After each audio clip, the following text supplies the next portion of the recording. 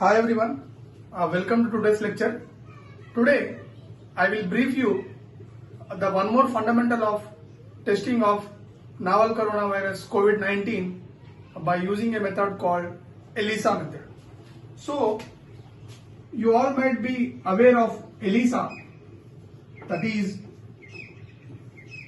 ELISA stands for Enzyme Linked Immunosorbent Assay. So we will see the brief highlights of immunosorbent assay in detecting the COVID-19, whether it detects antigens or whether it detects antibodies. So it is a fundamental question. So let us see what exactly the ELISA helps you about. So in ELISA there are several types of ELISA is there. So let me explain you. So ELISA, direct ELISA, indirect ELISA, and another is competitive ELISA. These are the fundamental techniques of enzyme linked immunosorbent assay, where an enzyme is made reacted with your substrate, thereby forming enzyme substrate complex. The ability of forming enzyme substrate complex is immunocomplex. The complex should be immunocomplex. What do you mean by immunocomplex? That means it interacts with antigen as well as antibody and form a complex that is called as an immunocomplex reaction. So the ELISA is a serological method to identify the antibodies present in the system, that is in the human body. So let us see what happens exactly with novel coronavirus. So once an individual infected with novel coronavirus, the immune system develops antibodies against the infection. These antibodies are of again two types. One is your IgM and another one is your IgG. That means these are the IgM antibodies, that is this first one antibodies are developed during the initial stage of infection, and IgG antibodies are developed during the recovery stage, and in the post recovery, once you have been on a treatment with either antiviral or hydroxychloroquine or azithromycin or any other medication, so you will be get rid of virus from your body, that is zero viral load. Once you get zero viral load, your the infected person system is having only IgG antibodies. Now our focus is on IgG antibodies. So let us see what exactly the ELISA technique. So nowadays, just yesterday, the ELISA method is been approved for testing in India for the cluster analysis. So this is developed by National Institute of Virology, Pune, and it has been made multiple copies of mass production to Zydus Cadila, that is an Ahmedabad-based pharma company. So let us see what exactly the test method is. So for this, you have a 96 well plate. So this is your well plate, which contain 96 cells, that is 96 wells into which your immune complex reaction takes place. Now let us see each well how it looks. In each well, suppose assume that it is a well that is of 96 well plate, and you are coating the glycoprotein or spike protein of your COVID-19 into the well. So now I am coating the spike protein or glycoprotein of your COVID-19. Once it is coated, now this will act as your one of the reactant in the immune complex reaction. So once your the well plate is coated with your glycoprotein or spike protein of COVID-19, you add, see here you should know the difference between the control and as well as sample. See, control is again of two types. One is, it is a positive control. The other one is a negative control. That means you have a difference between a positive control as well as negative control. What do you mean by positive control? The positive control which you are adding into the well, it contains IgG antibodies. Okay, done. Negative control does not contains IgG antibodies. Now the next one is your sample.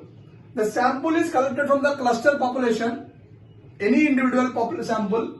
That there are 90 different sample. This sample may contain IgG or may not contain IgG. This is a fundamental information you need to know. So what is the difference between control and sample? So into the well plate where your glycoprotein is coated, you are adding IgG antibodies as a control as well as sample in a different well. So in the first well, I am adding my positive control. So now what happens in the positive control? Let us see. These antibodies are specific to your glycoprotein. So first well I am explaining, that is positive control. These antibodies will go and bind with my protein. So how it look like, I will show you. So this will bind like this and you form a reaction. So again, this is come in the first step. In the next step, first step is addition of your positive control. Second step is washing.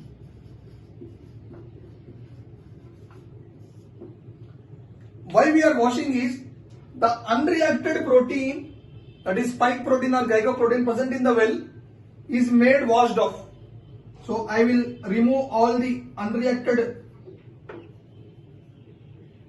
protein from the well plate. So this is my first reaction which contains antibody. In the next step, in the third step, I will add an enzyme bound antibody that is specific with this antibody, that is horse rhodamine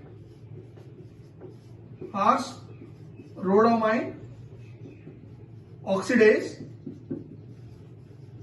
specific to IgG. So now this enzyme I am adding to this well plate. Now what happens? I already told you my positive control as IgG. So this IgG rhodaminase go and bind to my exactly to my antibody. So this is my rhodamine enzyme bound to this is my antibody and this is my enzyme bound antibody. Now here I am adding enzyme in the third step. Again in the fourth step I will wash. By washing, what happens? The remnant, that means unreacted enzyme, is removed from the well plate. So this is one more fundamental you need to know. After doing this, in the fifth step, I will add substrate. Now this substrate is specific to this enzyme. So this will go and bind to this substrate, forming an enzyme substrate complex.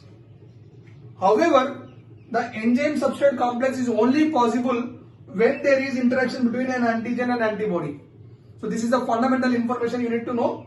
So based upon this, now you will after adding the substrate solution, you will measure it by spectrophotometric method and identify the quantity as well as quality of antibodies. What do you mean by quality? So whether they are only IgG, whether they are only IgM, or what amount of antibodies are generated. This is the fundamental information you will get from the positive control. Let us see with the negative control. What happens in the same reaction I will do. I will repeat again. So you should be very careful between positive control, negative control as well as sample. So let us see. Now I am adding negative control. So this is my negative control. I already told you the negative control does not contain any antibodies. This is very important part. Now my well plate, I already told you, this well plate is coated with spike protein or glycoprotein of your COVID-19. So let us coat it again. So this is your spike protein or glycoprotein of novel coronavirus. I have coated. Once I do this coating, I will add my negative control to this. So I am adding the negative control. After addition of negative control, as you know that there are no antibodies, there is no reaction between the glycoprotein as well as your negative control. Okay. First step is addition of negative control. Second step is washing. So in the first step, as you are aware that the negative control does not contain antibodies, it will not react with your your glycoprotein. So after that I will just wash off. The wash buffer will remove all the protein which is unreacted. Done. So let us remove all the protein which is unreacted. Now there is no glycoprotein present. As you know that no antibodies, no reaction. Done. Now the third step, I will add the enzyme that is horse rhodamine oxidase specific to IgG antibody. After adding this, what happens? This will bind to only to antibodies of IgG. As you are aware that negative control does not have any antibodies. So addition of the third step is addition of enzyme. There is no reaction. However, in the fourth step, you will wash to remove excess of enzyme. However, all the enzyme will be washed off because there is no interaction between any antibodies. So there is no reaction at all. And in the fifth step, you will add substrate. Now the substrate goes into the well, but the substrate does not react with anything because you do not have any enzyme, you do not have any antibody, or you do not have any spike protein or glycoprotein. So the negative control will give no spectrophotometric measurements. So that is negative control. Now let us go with sample. Now I am going with sample. Now I am measuring the antibodies in sample collected from the public. Either it is in a blood or serum, or even you can assume that you can say as your nasopharyngeal swab or anything. But let us see what exactly happens. But in generally, the nasopharyngeal test is for PCR method, whereas for antibody based method you need to, the circulating antibodies are measured in the human blood. So here it is the blood, that's why we are called it as a serological assay. So let us see the sample. The sample is collected from the public. So either it may contain IgG or it may not contain IgG. So there are two possibilities. So let us see what happens in the ELISA test. So again I have a well plate. Now again you know the well plate is coated with your spike glycoprotein. I am coating the well plate with spike glycoprotein. Yeah, my spike glycoprotein is coated here. Now I am adding the test solution. Assume that the test solution is an infected patient. So let us see what happens. First step is addition of test sample to the well plate. As you know, as I told that, assuming that this test solution is an infected patient, so the infected patient initially does not have any IgG, but it is having IgM. So you should also remember that this test may give negative, but even though the person is infected with coronavirus, because in the initial stage he is having only IgM. Okay, this you need to remember. So this is a freshly infected person I am taking. So now I am adding the sample where he do not have any IgG. So this is also one more important. Now what happens, as the test solution does not contain any antibodies, so I am adding addition of test. It will go into the well plate. As you know, there is no IgG, no reaction with the well plate. Second step is to wash with wash buffer. The wash buffer will remove unreacted protein.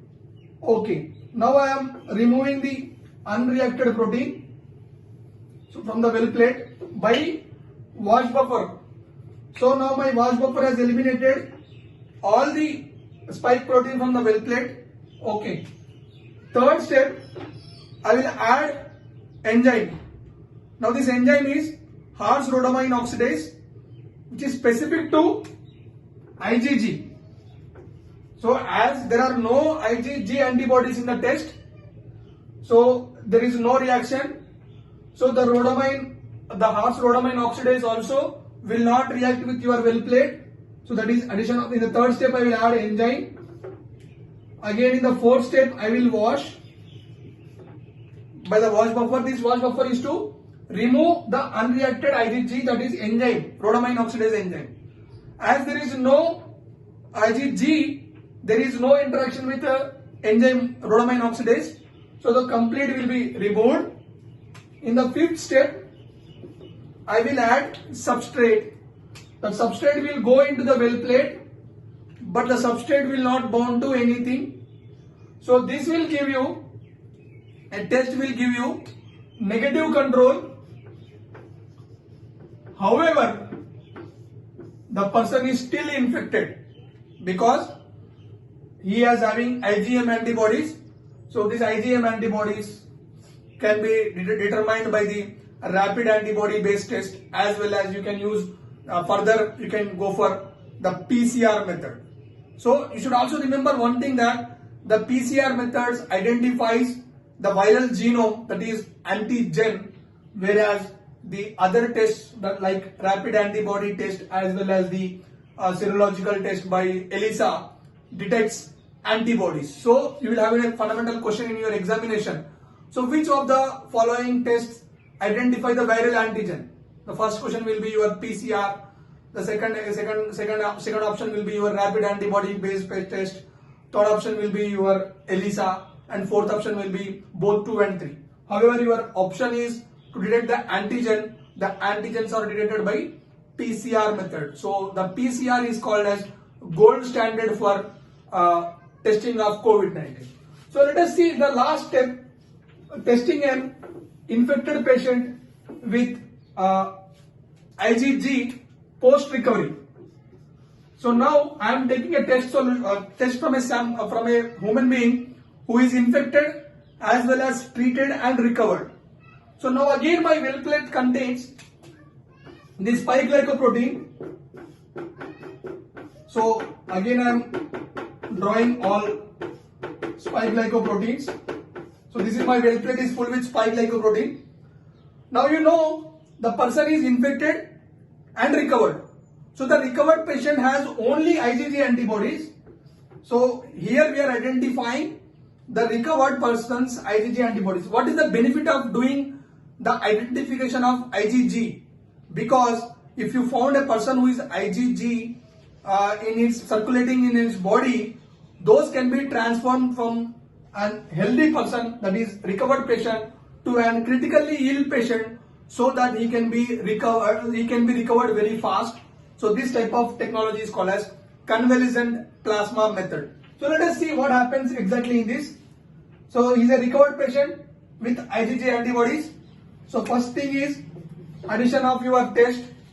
Okay, test is containing IgG. This IgG will go and bind to the, this is my binding of IgG with my spike protein. Okay, first test is addition of test. Second is washing.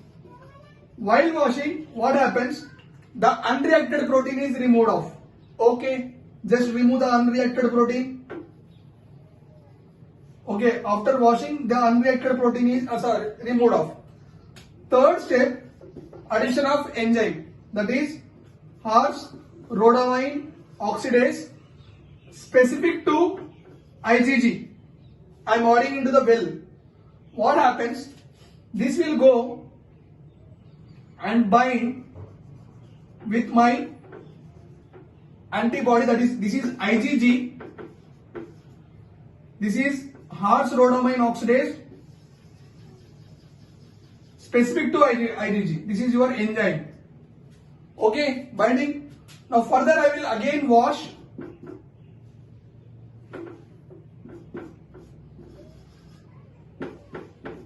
The fourth step is again washing.